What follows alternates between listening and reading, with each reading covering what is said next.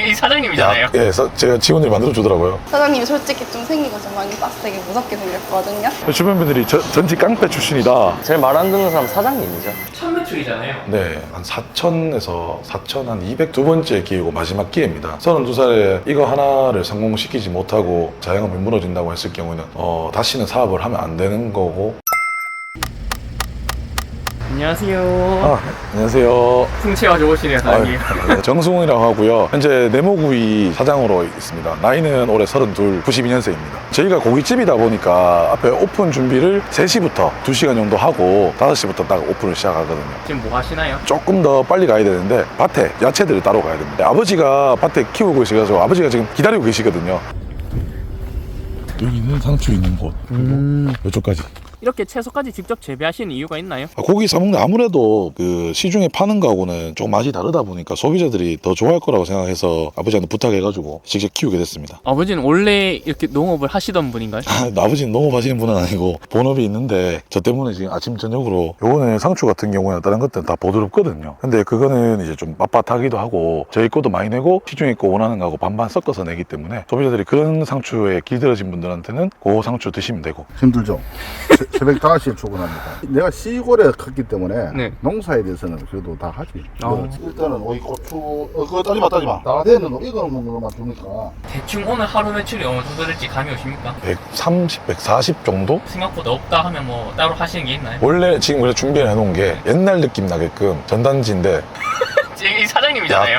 제가 직원들이 만들어 주더라고요. 불법적인 느낌으로 하면 제 이거를 인스타에 올렸을 때 제 친구들이 전부 다 해킹 당한 줄 알더라고요. 월배역과 상현역 사이니까 그 중앙에서 이제 좀 사람들한테 인사하면서 쉽게 기억하니까 그런 거 있으면 안 좋겠나.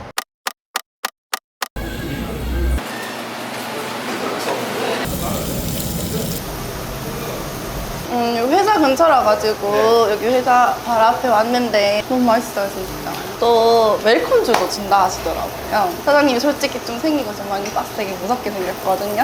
세상 귀염이세요. 인터뷰를 해주면 서비스 약속 받으셨나요? 안 주시면 안 되죠. 당연히 주시겠죠. 서비스는 립 서비스. 2번 방문할 일은 없겠습니다.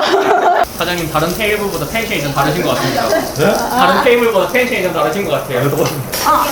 올렸다. 저 오늘 처음 왔어요. 네. 깔끔한 것 같고 요즘 스타일로 잘 해두신 것 같아요. 누가 그렇게 말하라고 시켰나요?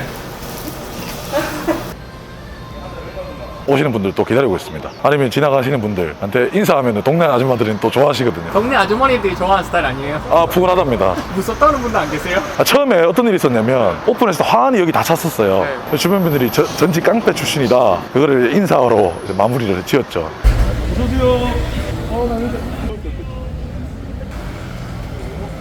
지금 방금 어르신들께서 여기 딴 데 가시다 여기 들어오셨잖아요. 확실히 이게 인사의 힘인가요? 제가 그랬잖아요. 여기 나와서 인사하면은 진짜 사람들이 어차피 먹는 데는 똑같다. 인사하니까 들어오신대. 진짜 모르는 손님이에요. 모르는 아니 손님. 이거 진짜 리얼이잖아요. 네, 보셨잖아요. 앞에서. 덩치 커서 풍선 효과를 좀.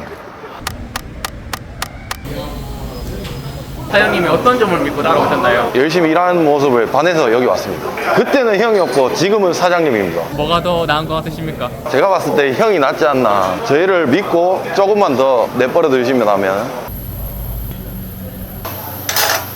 지금 한참 바쁜 시간인가요? 예, 맞죠. 정신 없습니다. 점장이면 어떤 일 하시는 거예요? 직원들 관리하고 저는 일단 진짜 주방에 들어와서 음식, 재료 뭐 전부 다 이제 관리하고 있습니다.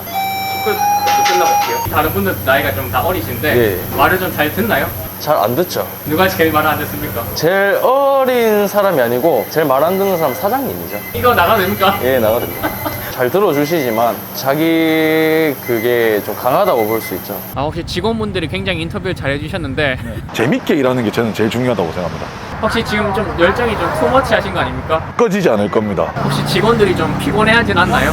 많이 피곤합니다. 다행히 알고 계시네요. 네, 많은 거를 해보고 싶다 하니까 저 가게를 떠나서 사람들이 막 주말이건 평일이건 젊은 사람들이 가득 차 있는 그런 거를 한번 살려보고 싶습니다. 젊은 층의 점주가 들어오니까 굉장히 활력이 쏟아요. 그 사장님이 평소에도 다 지나가는 분들한테 막 다 인사하고 하시던데 약간 이거 설정 아닙니까? 아니요. 항상 저는 여기 산 지가 좀 오래됐습니다. 도로의 모든 점주들을 다 알고 있는데요. 분위기를 바꾸려고 굉장히 노력 많이 하세요. 처음 봤을 때 좀 무섭지 않으셨어요? 아니요. 너무 든든하고 좋았어요.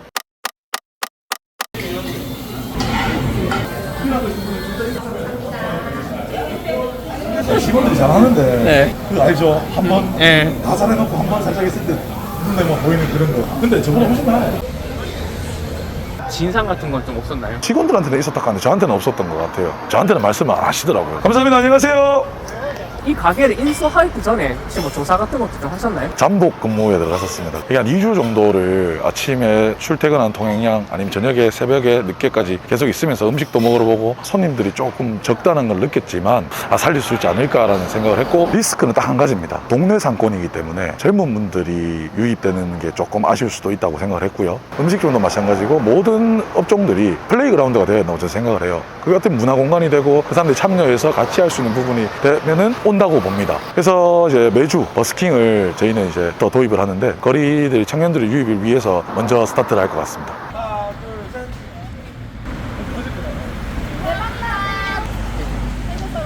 혹시 예전에 광고 대행사 경험도 있으신데 네. 이 고깃집 하실 때 마케팅적으로 좀 신경 쓰신 부분 있나요? 달별로나 아니면 뭐 특별한 기념일이라든지 저는 이번에 로즈데이 때 100송이 정도 주문을 해서 동네 분들이나 지나다니시는 여성분들께 전달해드리고 그게 작지만은 영향이 있다고 저는 보거든요. 동네 상권의 특성화된 마케팅은 어떤 게 있을까요? 첫 번째는 인사인 것 같습니다. 인사. 두 번째는 소문으로 나는 마케팅이 가장 중요하다고 생각이 드니까 광고를 잘하고 돈을 지불한다고 해도 오신 분들이 만족하지 못하면 안 좋은 가게라고 마케팅이 더 되는 거기 때문에 혹시 지금 다들 좀 불경기라고 난리잖아요. 네. 주변에서 좀 창업을 말리진 않았나요? 조금만 있다가 하면 안 되겠냐고 말씀 많이 해주셨는데 불경기에도 1등 하는 데와 2등 하는 데는 다 잘 됩니다. 일단은 도전을 하게 되었습니다. 지난달에 월 매출이 얼마셨는지 첫 매출이잖아요. 네, 한 4천에서 4천 한 200 정도? 진짜 최종 목표는 1억이 목표이기 때문에 거기에 도달할 수 있게끔 노력을 하겠습니다. 그럼 금방 좀 나태하고 좀 건방져지실 수도 있을 텐데 어떻게 좀 스스로 다잡으시는지. 두 번째 기회고 마지막 기회입니다. 32살에 이거 하나를 성공시키지 못하고 뭐 사업이 무너진다거나 자영업이 무너진다고 했을 경우에는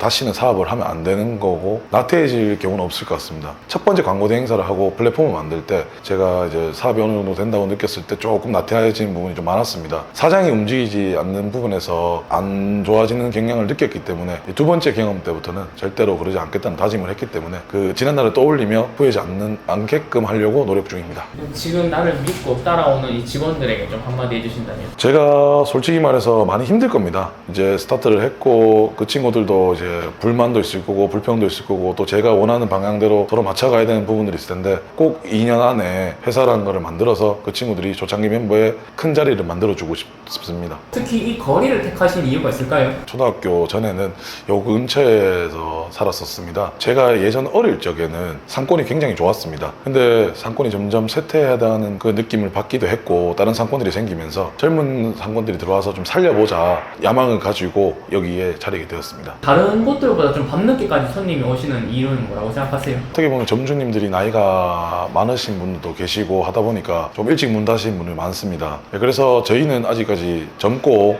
열정이 있기 때문에 조금 더 늦게까지 할 수 있다고 생각합니다. 나머지 젊은 분들이 같이 들어와서 우리가 이제 협업을 한다면 이 거리 살리면서 늦게까지에 대한 손님들이나 청년들이 많이 오지 않을까라고 생각이 됩니다.